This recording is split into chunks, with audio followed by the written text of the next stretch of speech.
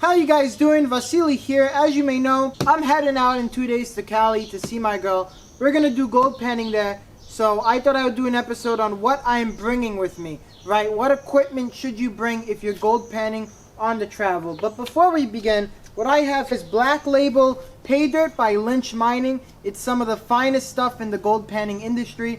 They have the highest rate of return on average, and you can actually make money gold panning their paydirt. Best paydirt in the industry from what I found. Me and my girl are probably going to do this together when I get there, and that'll be a fun episode. Let's take a look into what I'm bringing. I do want to state that if you do plan on gold panning on the travel, you should really plan on doing placer gold as to load gold, okay? Because load gold, you'll need to bring some heavy equipment, right? Like a pickaxe, and if the goal is to be efficient here, right? Otherwise, there's no point of this video. It's like bring everything you want. So if efficiency is the goal, right, bringing the least amount possible, it would be placer gold. The equipment needed will be much lighter. So I think the first thing is that you have a duffel bag. I'd go a little bigger than the standard size duffel bag. You can see that the stuff is kind of pouring out there, but that's totally okay, right? As long as you could fully, almost fully close it, you're fine. It's not going to fall out. It's going to be on your shoulder.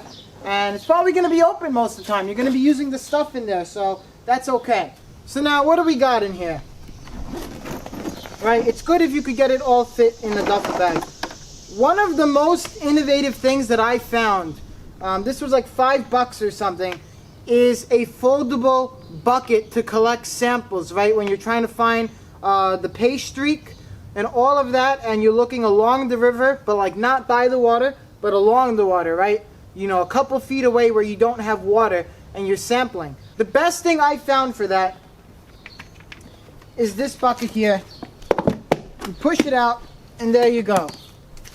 You have a whole bucket. That's pretty amazing. This is so convenient, okay? When you're done with it, that's it. You fold it up and you're done, right? That's your bucket right there. So that's pretty amazing. This was like $5 on Amazon. You want to get these, all you look up is suction water bottle, and you'll find them depending on the gold you're going for, right? If you're feeling confident, I would cut these open a little bit. Your gold could definitely get stuck in there. Or maybe have 3 different sizes. So make one really big, mark it with an L, a medium one, and then one that you don't cut at all. Now, I'm opposed to buying a whole bunch of those little glass containers for your gold. I don't think it's worth it. They're so expensive and overpriced because of the use, right? Appealing to the gold miner industry, and they're obviously willing to pay a premium because of its use. What I would do, and I mean this kind of goes if you're feeling confident, is just get a good old mason jar. These are so cheap, and the price that you get for the volume is much better than buying those little glass bottles to put your gold in. Just get a mason jar, right? It depends how long you're going for, but I think this is a much better option. Now, in the gold panning industry, the standard mesh size is a 4 mesh, right? You have the half and the 1/4. The 1/4, they say, is the most typical one that you will need. Okay, if you're doing real gold panning out in nature, you're probably gonna have pebbles. This is probably the best one you could use. Okay, just looking at that 1/4 inch, right? That's probably how big the gold is going to be. And if there's bigger gold, you'll find it in there. But this is pretty much the standard size. And I could see why, the 1/2 inch would probably be too big for most cases. Now, you're of course going to want to make sure you have shovels. I like these kinds of shovels. I think they really help get deep in there and hold most of what you're using. Let me just tell you what these are called. They're called soil scoops, okay? And then this one is particularly for water, okay? It has the holes in the back. So when you're getting something out of the water drains out, which will allow you to have more volume in your scoop and hence a bigger sample. What I also got here is 2 mini slooshes. These were pretty cheap, probably around $5 each.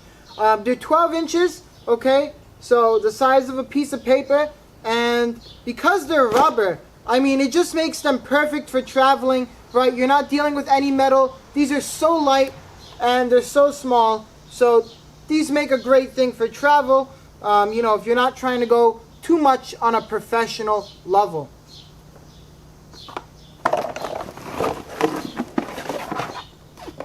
Now what I also have here is a 12-inch gold pan and a 16-inch gold pan. I was only able to find one on eBay that's blue and 16 inches. You know, I wanted a big one for myself. That's me. This one is for my girl. Now the last thing that I have here is the jeweler's loupe. And I think that this is probably one of the most overrated aspects in the gold panning industry. One of the most overrated instruments that you can have. And that's because, first of all, this is a 10x, okay? I wanted to get the lowest magnification, and just judging by how close you need to look at it and how close the zoom is on just a 10x one, I mean, I don't think it's worth it if you're looking for gold that small, right? Maybe if you're an expert and you're trying to trace down certain minerals and elements, okay. But for someone that's not an expert, I don't see this thing useful at all.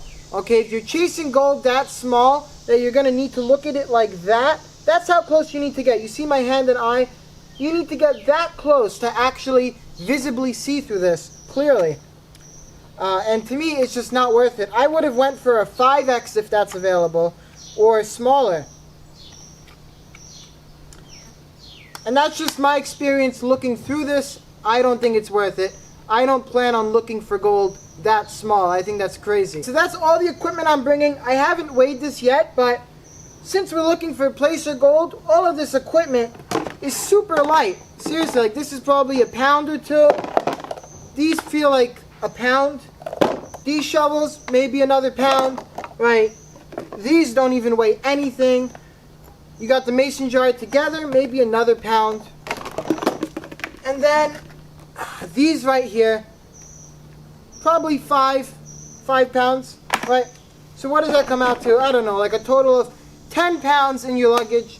Okay, assuming the limit is 50, it gives you 40 pounds room for clothes and other things that you need. If you're going to look for load gold, your weight's probably going to be doubled or tripled because of the weight of the pickaxe, and you're probably going to end up needing a metal detector for that kind of gold searching. When you're doing placer gold, most of it you're eyeballing the certain spot of the river, you're sampling, you're not really using a metal detector. You can, but it's not as necessary for placer gold, making it the cheaper option if you're gold panning on the travel.